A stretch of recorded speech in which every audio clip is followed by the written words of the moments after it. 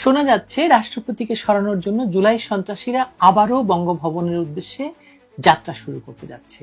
ইতিমধ্যেই খবর উঠে গেছে যে বেগম জিয়াই হচ্ছেন দেশের পরবর্তী রাষ্ট্রপতি বা প্রেসিডেন্ট। তাহলে কি প্রেসিডেন্ট শাহাবুদ্দিন চুপ্পুকে গ্রেপ্তার করবে মব, নাকি তাকেও পিটিয়ে হত্যা করা হবে যেমনটি বাকি আওয়ামী লীগারদের ক্ষেত্রে হয়েছে? এছাড়া তো তাকে সরানোর কোনো উপায় আমি দেখছি না। আসুন তবে জানা যাক কিভাবে বাংলাদেশের সংবিধানের বাইরে রাষ্ট্রপতিকে সরানো সম্ভব। বাংলাদেশের সংবিধানে রাষ্ট্রপতি অপসারণের একটি সুনির্দিষ্ট বিধান রয়েছে। সংবিধানের 52 অনুচ্ছেদ অনুসারে রাষ্ট্রপতিকে কেবলমাত্র রাষ্ট্রীয় অপরাধ বা গুরুতর অসদাচরণের অভিযোগ প্রমাণিত হলে বা তার বিরুদ্ধে এসব অভিযোগ প্রমাণিত হলে সংসদের মাধ্যমে অভিশংসন বা ইমপিচমেন্ট করে অপসারণ করা সম্ভব। সেটাও সংসদের 2/3 সমর্থন ছাড়া সম্ভব নয়। মনে রাখবেন বিষয়টি।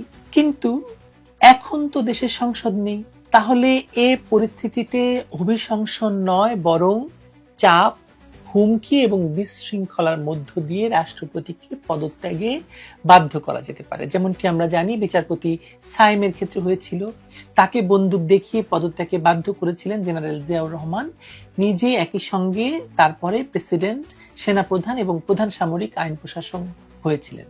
এখন তাহলে কি তার স্ত্রী বেগম জিয়াকে ঠিক সেভাবেই প্রেসিডেন্ট করা হচ্ছে? যারা বঙ্গভবনের উদ্দেশ্যে যাত্রা করবে তাদের সঙ্গে কি তবে AK-47 রাইফেল থাকবে, কিংবা স্নাইপার, যা দিয়ে প্রেসিডেন্ট চুপ্পুকে হত্যা করা হবে এবং তারপর বেগম জিয়াকে রাষ্ট্রপতি হিসেবে শপথ নেওয়ানো হবে?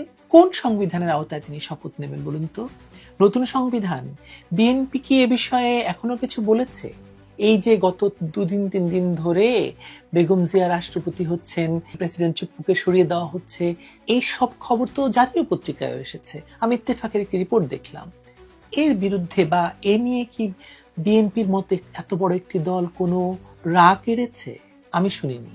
আপনারা শুনেছেন? বিগত জুলাই মাসে সুতীব্র সন্ত্রাসের মাধ্যমে ক্ষমতা দখলের পর ডক্টর ইউনূসের নেতৃত্বে বাংলাদেশে কায়েম হয়েছে মবতন্ত্র বা মবের রাজত্ব।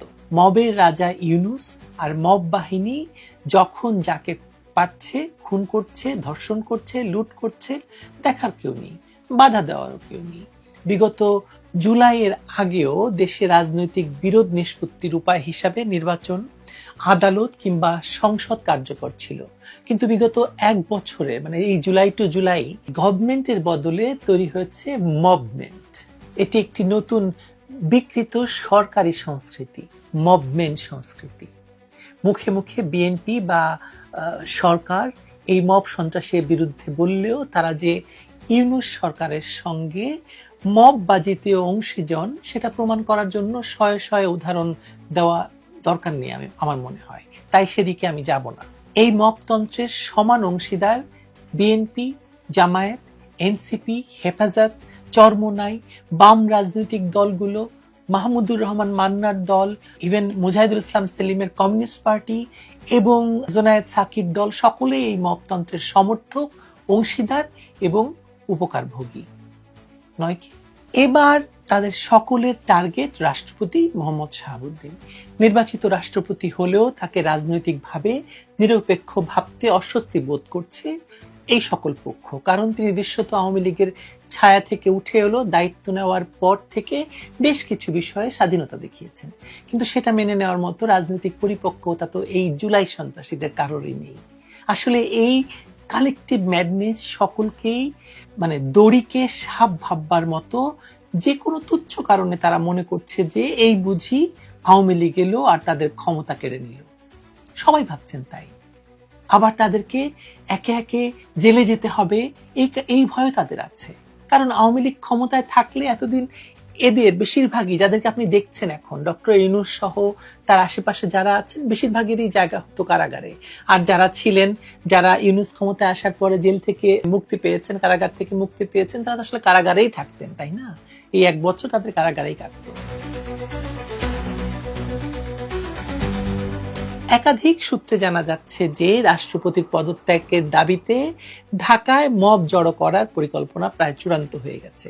মোহাম্মদপুরের কিশোর গ্যাং, জামায়াতের স্নাইপার দল এবং এনসিপির ভাড়াটে কর্মীদের একত্র করে এক ভয়ঙ্কর মব পরিস্থিতি সৃষ্টির ছক তৈরি করা হচ্ছে।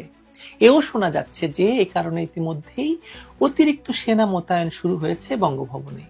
তার মানে সেনাবাহিনী বিষয়টিকে হালকাভাবে নিচ্ছে না। প্রেসিডেন্ট অপসারণের এই প্রচেষ্টা কার্যকর হলে তা হবে একটি ডোমিনো এফেক্টের সূচনা। সেক্ষেত্রে পুরো রাষ্ট্রযন্ত্র, প্রশাসন, সেনাবাহিনী এমনকি বিচার ব্যবস্থা অচল হয়ে যাবে।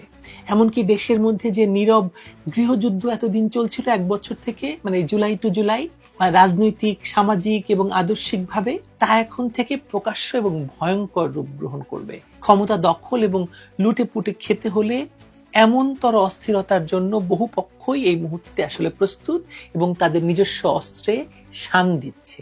দেখবেন যে আপনারও ইচ্ছে করবে, যাই আরেকবার একটু লুটপাট করে আসি, জুলাইয়ের মতো, বিগত জুলাইতে তো করেইছিলাম, আরেকবার একটু লুটপাট করে আসি। আমি কি দেখতে পাই জানেন? আমি দেখতে পাই যে বঙ্গভবনের উদ্দেশ্যে এই মব যাত্রাই আসলে সব যাত্রা হয়ে যাবে, সেই সর্বশেষ বিস্ফোরণ, যার পরে কোনো কিছু আর আগের জায়গায় ফিরবে না।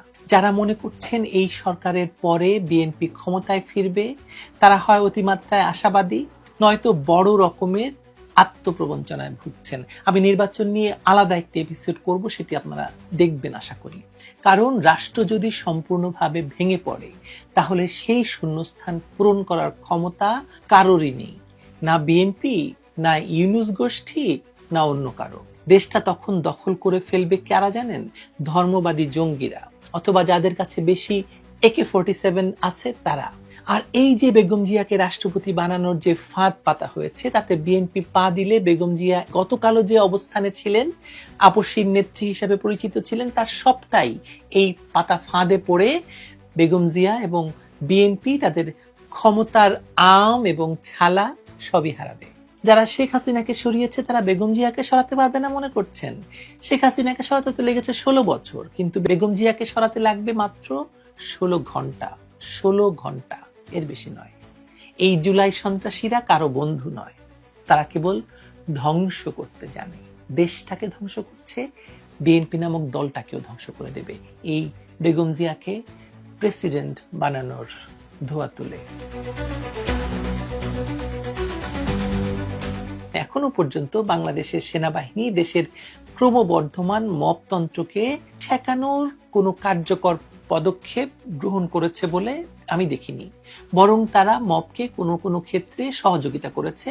আওয়ামী লীগ নেতাদের গ্রেপ্তার করে তাদের বাড়িঘর লুটেরও অংশীদার হয়েছে অনেকে, শুনতে পেয়েছি। কিন্তু বঙ্গভবনের উদ্দেশ্যে যদি সত্যি সত্যি মব যাত্রা শুরু করে, তাহলে সেনাবাহিনী তাকিয়ে তাকিয়ে এই মব যাত্রা দেখবে এবং মবকে কোনো বাধা দেবে না, এবং তাদেরকে প্রেসিডেন্ট শাহাবুদ্দিনকে হত্যা কিংবা হেনস্থায় বাধা দেবে না, এটা বিশ্বাস করতে চাইছি না এই মুহূর্তে আমি। কারণ তা করতে দিলে এরপর সেনা প্রধানকেও প্রেসিডেন্ট চুপ্পুর ভাগ্য বরণ করতে হবে। তা তো বলার অপেক্ষা রাখে না, তাই না?